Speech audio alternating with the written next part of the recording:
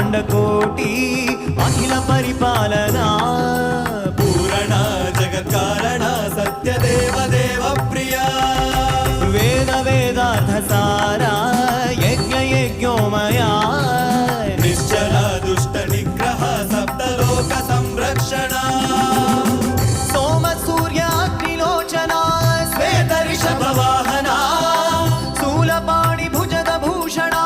त्रिपुरनाश रक्षणा Byomkesh Mahasen Janak पंचवक्त्र परशुः